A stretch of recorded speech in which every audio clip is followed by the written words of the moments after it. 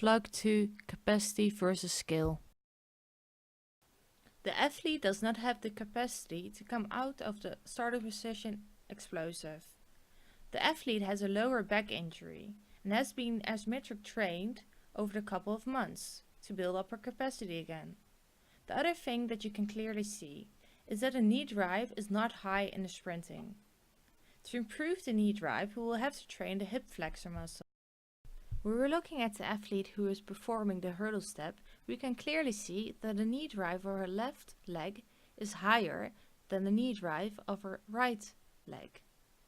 We will have to train her capacity up again. When we're looking from the frontal plane, we can see the difference again between the right and the left leg.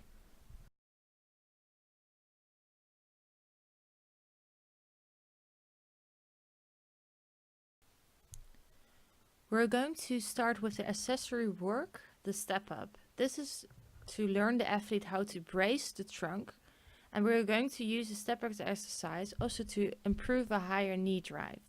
We will want to start with 2 warm-up sets of 10 reps to start the pre-activation. The athlete still has to learn how to brace the trunk. The step up adds also an element of balance and stability to your lower extremity strength development. When you're looking at the athlete, you can see that the problem is at the right leg. Her right leg is falling more into the medial position, where her left leg is in a straight line. When the athlete has performed her warm-up sets, we are going to move to a more explosive setup. We're going to do 3 sets of 4 reps. Athlete's readiness before beginning a program in agility and quickness. This test examines the ability to maintain stability and handle additional stress that comes from jumping, bounding and deceleration. The athlete does not show any capacity issues when performing this test.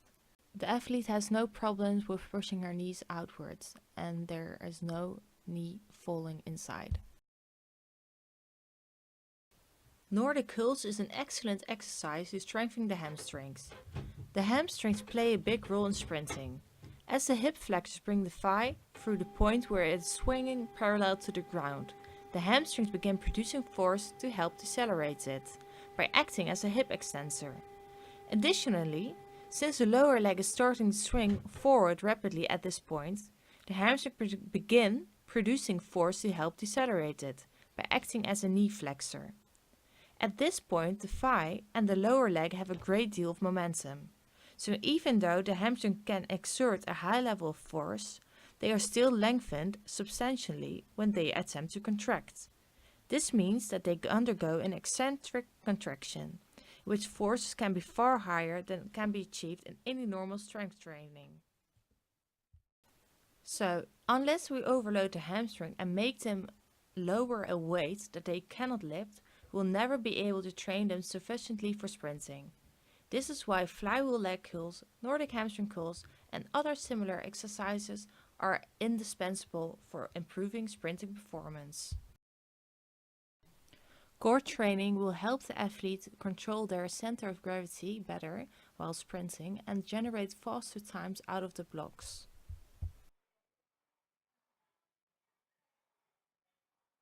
The athlete has problems with changing direction rapidly. She's a little bit cautious of changing direction. She is afraid to accelerate. In change of direction, strength and power are very important. Change of direction has greater deceleration and accelerating components than linear sprinting, which means it needs more strength and power to execute it. The athlete must do the exercises that are described for her earlier and perform the skill herself.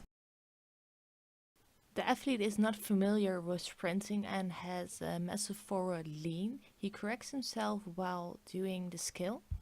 When the athlete comes out of the sprinting position, you can see that the acceleration phase is in proportion to the forward lean that the athlete has created. This makes the athlete in a stable position to apply maximal force into the ground. The wall drills allow you to sprint without actually running, which helps you to get used to the feel of the power line position. where your head, shoulders, hips, knees, and ankles all form a line that's angled about 45 degrees from the ground. This position is the ideal form to propel yourself forward and allow your muscles to exert maximum power. First, we will have 3 to 4 sets with resistance bands. The unresisted sets are actually the most important part of the exercise.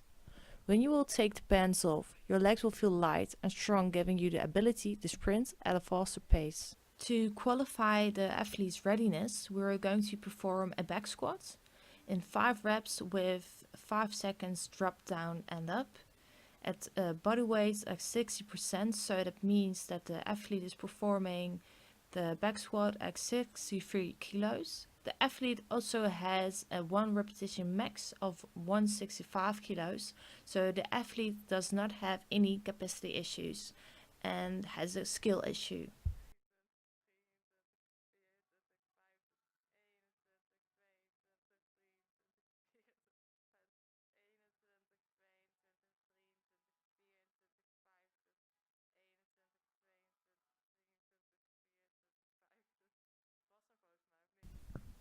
Jumping to change direction will be the fastest way to decelerate.